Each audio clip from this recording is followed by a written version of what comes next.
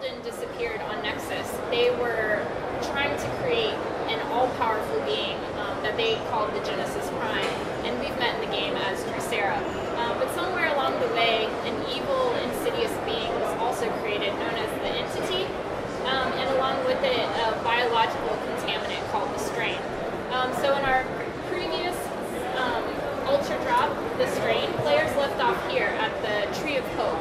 And this was the first thing that Drusera created out of the power of her mind. And she created it in order to repel the Strain.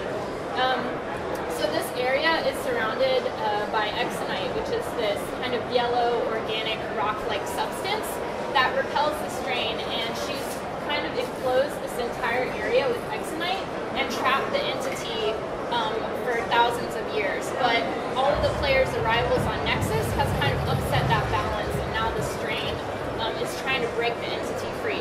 So players successfully defended the Tree of Hope, and then Drusera opened up this new area of the game. So the Defile is an area that has been, sealed off for thousands of years, and now Drusera's opened it up to players. This first area is called the Sonic Plaza. It's geared for solo players, so it's one of our solo content areas. You've got new quests, new challenges, new path missions, and you can earn achievements, loot items, everything that you would expect out of a solo area in our game. It's focused around the Elden Resonance Tower, and it's kind of a you have your two faction hubs, so the Exile and Dominion have set up science camps, and they're kind of racing against each other to unlock the secrets of what the Elden discovered about Exonite and its properties. So that's one of the examples of our solo content area. Next I'll show you an area called the Black Focus. So the Black Focus is one of our small group content areas. It's geared for 5 players. So the content in this area is for groups of 5. And this is actually an example of some of the found content in our game. So for players who like to explore off the beaten path, they can actually discover this area, and they get a nice payoff of having an entire section of gameplay that opens up for them. The story of this area, when you enter it, Drusera contacts you, and she explains that an Elden scientist named Coral has actually been corrupted by the Strain, and now he's a kind of a servant to the Entity. So he's now called Coral the Defiler, and he's working to, kind of spread the Strain throughout Nexus. And what he's done is he's found this large inactive Elden focus up here. So we have different focuses across Nexus, and they're very powerful alien technology that focus on primal energy and use it to transform the world. So he's actually corrupted in Elden focus, and then he's kind of hooked up these different terraformers to it in order to terraform the environment and change it from what it was into Strain. So some of the interesting things about this area are that you can see they're paired up. They represent the different primal elements of Nexus, and they're paired as opposing elements. So you have fire and water, earth and air, and life and logic. And players will travel through these different areas in order to disable the 3 terraformers and shut them off so that they're no longer drawing power from the focus and transforming the environment. In these different areas, you have creatures and environmental hazards that are unique to these biomes. And they're all five men. Yes, it is content. content. Yes, it's content for 5 players at a time. So once you've disabled the terraformers and they're no longer, shooting their power beams, they're no longer active, you can go confront Coral the Defiler, personally and take him out. So he's underneath the Black Focus, and he has this large, spiraling staircase and platforms that you'll need to ascend to get to him. So it's a nice jump puzzle to get up to Coral. And you'll also notice that he's booby-trapped some of these platforms, so you have to avoid the telegraph or your party will take damage and possibly get knocked off of them. As you're going up, you'll also notice this area over to the left, what is the mouth of this giant Strain worm. This is another example of found content for players that kind of think that's a little interesting and want to check it out. You can actually go down in here and you end up inside the belly of the beast. And we provide content for players to do once they're in here. They can run around. Some of our paths have missions specific to them. There's a soldier holdout to destroy the heart of the beast. There's a scientist mission where you can learn about the biology of the creature. And we also hid a data cube in here, which is one of our lore unlockables, so players can learn some of the lore about the strain. So once you have finished up, you enter through the mouth, and then you exit out the other end of the creature, and then you're free to continue questing. So we're just going to fly straight to Coral for the demo. So you can see he once was a great elven scientist, but now he's been transformed into this monstrous creature. And he's a custom boss fight, again for 5 players. But we wanted to, make him a little bit more challenging, give him, different telegraphs. He's got different phases to his fight so that there's a strategy to it. We wanted to give players kind of a taste of what like a dungeon might be like. So Drusera will contact you and give you insight into Coral the Defiler during this fight.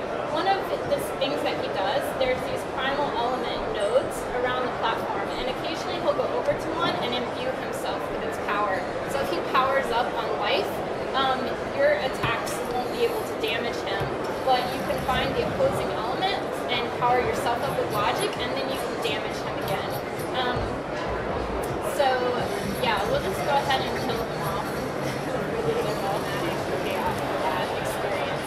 This is the first time that players will have destroyed one of the primal focuses in the game, and you get to see what happens.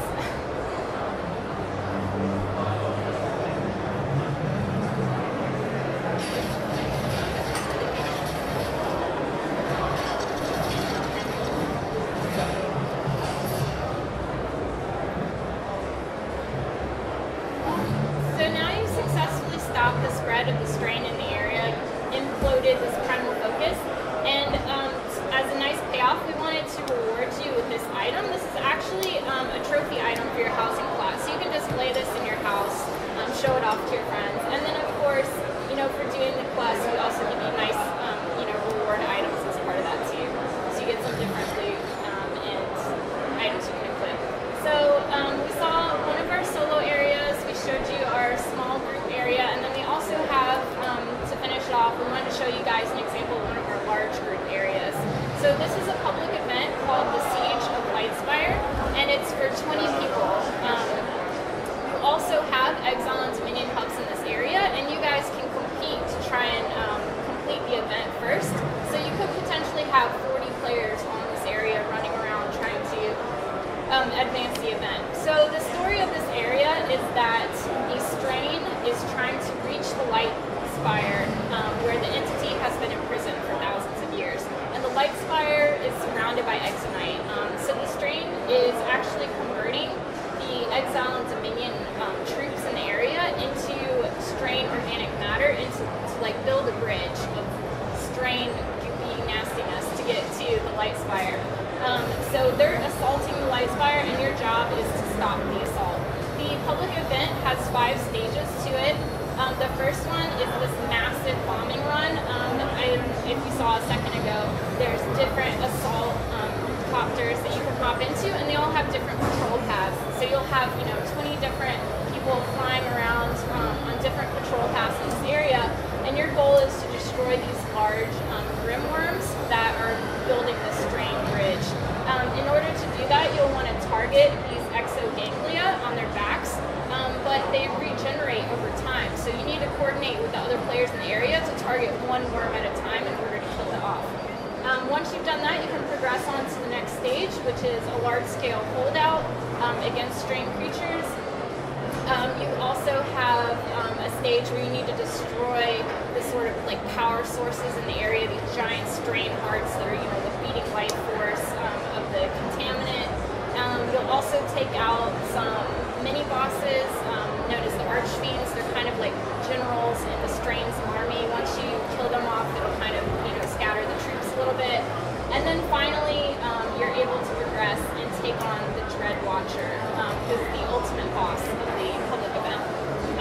Watcher again is for 20 players, and we tried to give him, a little bit more challenging, a more customized experience to his boss fight. So he has, different telegraphs that he'll use against you. He also has different phases of his fight.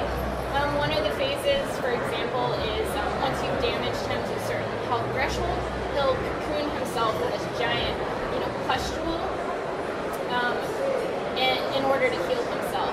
And if you don't destroy the pustule, then he'll heal back up. So you need to destroy it to stop him from regenerating, and then you can continue to fight him. It's similar to the bird fight, right? The blind ape. Yes. Okay, so we just want to kill him. So once you've killed him, in the allotted time, you'll have successfully defended the Light Spire from the Strange's assault, and we finish you off at the Light Spire.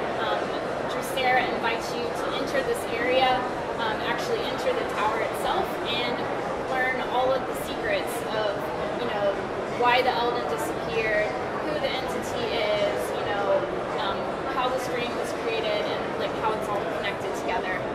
But you'll have to play the